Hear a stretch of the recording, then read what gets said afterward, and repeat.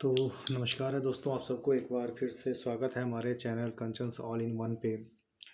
तो आज का जो मुद्दा है, जैसे कि हम अक्सर अपने चैनल पे एक फैमिली डिस्प्यूट की वीडियोस डालते हैं, आपने देखा होगा हमारे लाइव सेशंस में भी आके।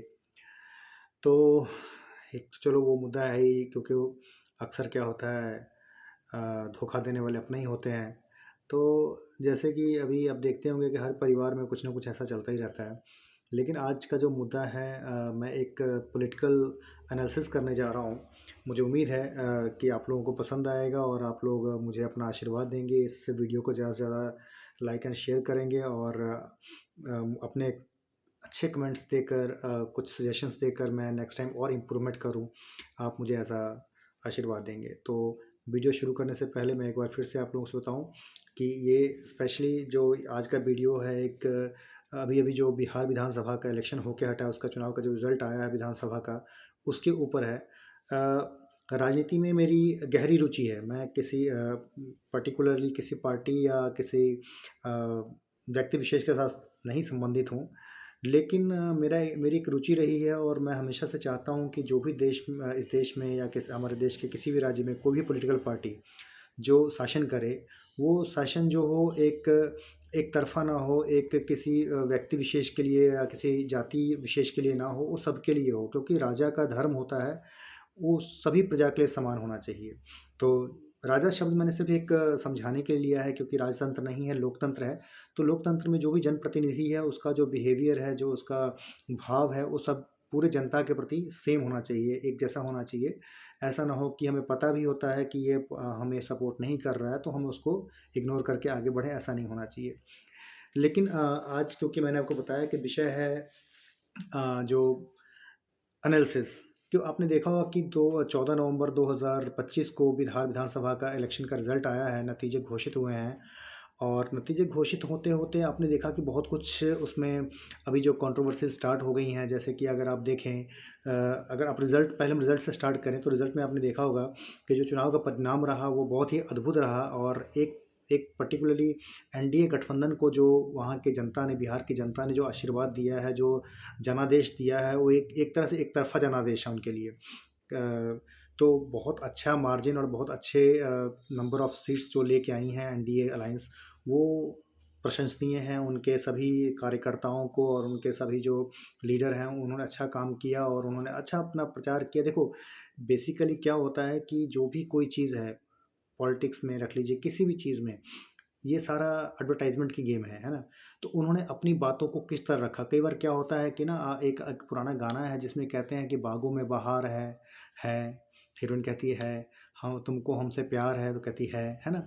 वो कहना नहीं चाह रही होती, लेकिन वो जो कहलवाने वाला जो होता है, वो कहलवा लेता है। तो मैं यही कहने की कोशिश कर रहा हूँ कि अभी बहुत सारे लोग ये कहेंगे कि बिहार में कोई विकास नहीं हुआ है, मतलब वगैरह-वगैरह बहुत सारे लॉजिक्स देंगे, जो विपक्षी पार्टियाँ हारी हैं, या विपक्षी पार्टियों से संबंधित कुछ इंटेलेक्चुअल्स हैं, जो बुद्धिजीवी लोग हैं, या कुछ, सबका अपना-अपना अलग-अलग नज़रिया है इस चुनाव को देखने का। लेकिन मैं आपको एक बताऊँ, देखिए, सबके नज़रिए अपनी-अपनी जगह पे सभी सही हैं और कोई सही या गलत की कोई परिभाषा नहीं होती है। तो जो जिस नज़र से देख रहा है, वो अपनी-अपनी जगह पे सही है। लेकिन सबसे बड़ी बात होती है किसी पॉलिटिकल पार्टी के लिए या किसी भी चीज़ में, अगर आप कोई बिज़नेस ही करते हैं या कोई काम करते हैं, आपने उसको कैसे एडवर्टाइज़मेंट किया, है ना? चाहे कई बार हो सकता है कि कोई काम ना किया हो, लेकिन अगर आपके जनप्रतिनिधि ने, जो आपका एमएलए था, जो आपका मुख्यमंत्री था, उसने अपनी बातों को इस तरह से आपके आगे रखा, आपको कन्विंस कर लिया कि हाँ, जो नहीं हुआ, वो भी हुआ है और जो नहीं हुआ, वो आगे हो जाएगा। तो कहीं न कहीं ये एक कला है और राजनीति इसी कला पे चलती है कि उसने अपनी बातों से आपको संतुष्ट कर दिया कि जो अगर कुछ नहीं हुआ है, तो आगे हो जाएगा और जो पहले नहीं था, वो आज है आपके पास। तो इस इलेक्शन में भी सेम हुआ। बहुत सारे लोग बहुत अलग-अलग मुद्दों पे बात कर रहे हैं। जो विपक्ष के जो पार्टी वाले हैं, लाइक आरजेडी, कांग्रेस, महागठबंधन के जो भी अलायंसेस पार्टी थी, उनमें एक एक चीज़ आपने देखा होगा, जिस दिन रिज़ल्ट आया, तो मुझे तो लगा कि आज शाम होते-होते ईवीएम मशीन बेआबरू हो जाएगी।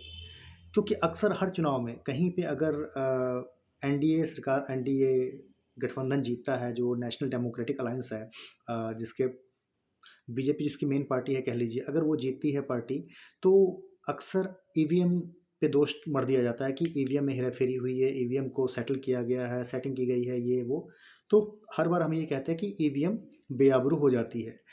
इस बार भी हमने यही सोचा था कि शाम होते-होते जब सारा रिज़ल्ट डिक्लेयर हो जाएगा तो ईवीएम बेआबरू हो जाएगी।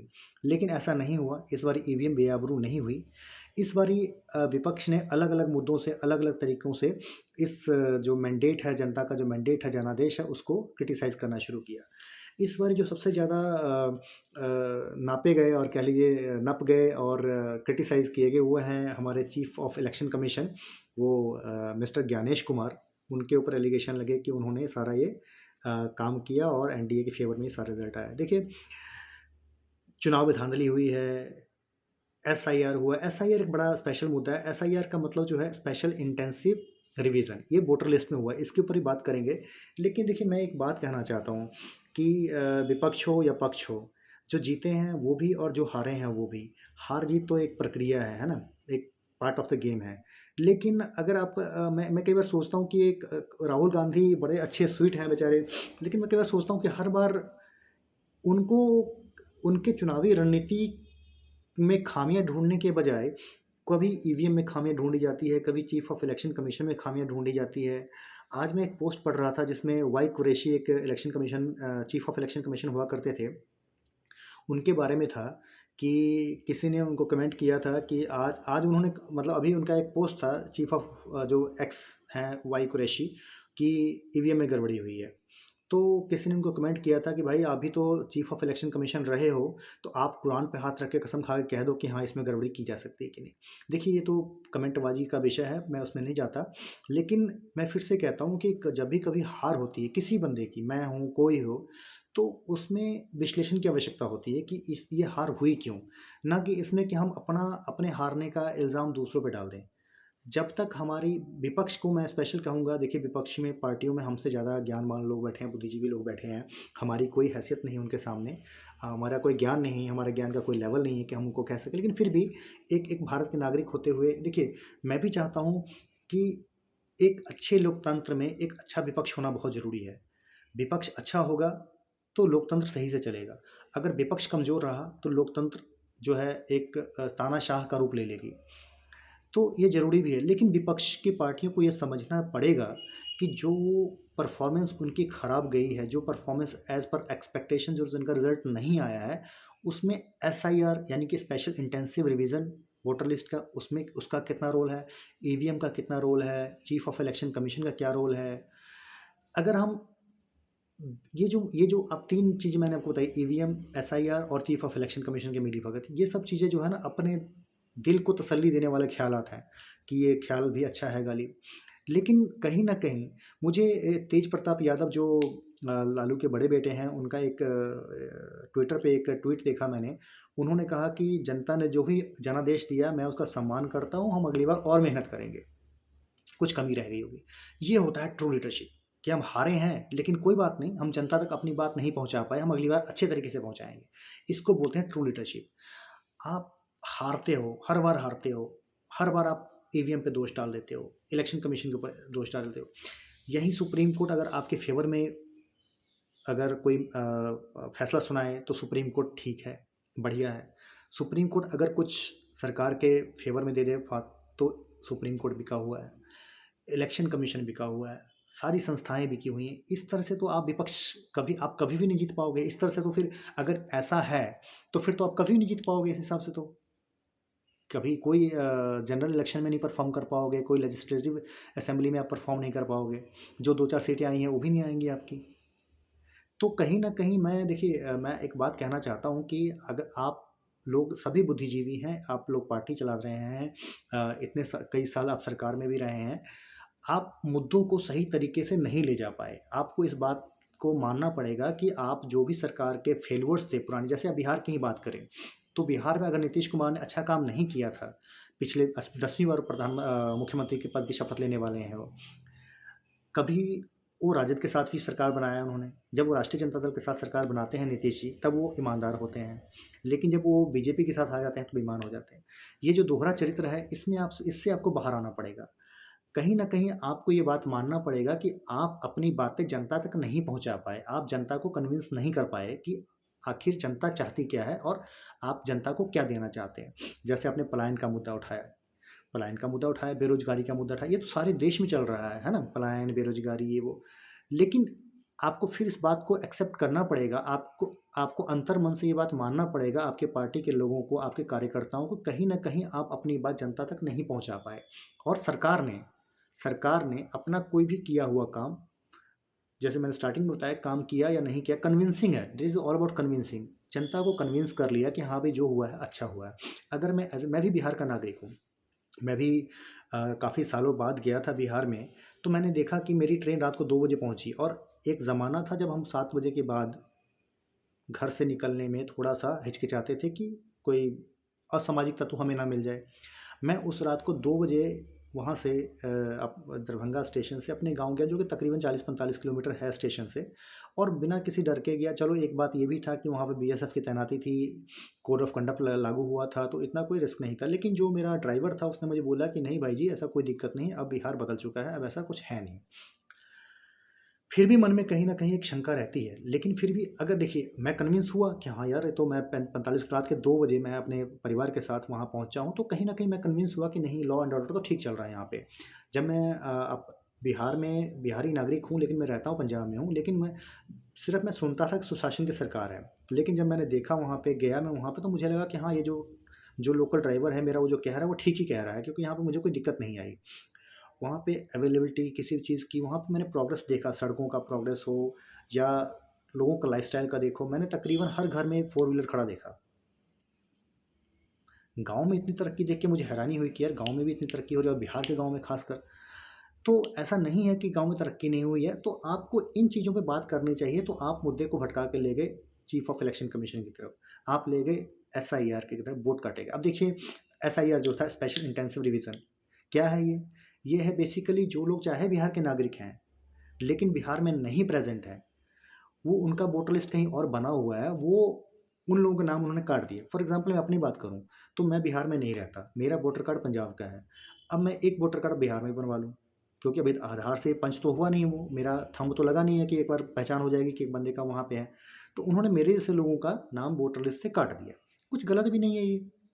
जब मैं वहाँ रह ही नहीं रहा हूँ, तो फिर मेरा वो नाम वोटर लिस्ट में क्यों हो? हाँ, मैं उन्होंने ये भी ऑप्शन दिया है कि अगर बाय द वे गलती से किसी का चला गया है नाम, फॉर एग्ज़ाम्पल मेरा मन है कि मैं बिहार में रहूँगा, तो वो कहते हैं कि अपना आधार कार्ड लेके आइए, आधार कार्ड पे अपना एड्रेस अपडेट कराइए, और इसमें हम वोटर लिस्ट में आपको ऐड कर देते हैं। तो ये तो कोई मुद्दा नहीं है। अब मरे लोगों का काट दिया, जिंदा लोग थे। अब देखिए, अगर ये लोग थे, तो ये तो आपको जब एसआईआर हुआ तभी आपको ये आना चाहिए था। आपने सब, देखिए, आप खाली इलेक्शन कमीशन पे, ईवीएम मशीन पे आप इल्ज़ाम लगाएँगे, तो ऐसे नहीं होगा। आपको प्रूफ़ देना पड़ेगा, है ना?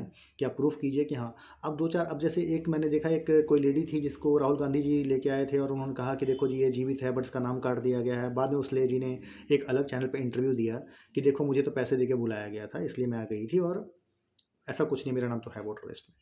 तो इस तरह के जो बेबुनियादी बातें हैं, ये आपको कभी जीतने नहीं देंगी। अगर आपको जीतना है, अगर आप सच में कुछ करना चाहते हैं इस देश के लिए, इस लोकतांत्रिक प्रक्रिया के लिए, एक विपक्ष लोकतंत्र, एक सरकार में आना चाहते हैं, या आप चाहते हैं कि एक विपक्ष, मजबूत विपक्ष हो, सरकार को घेरना चाहते हैं, तो आपको फैक्ट्स के ऊपर बात करना पड़ेगा।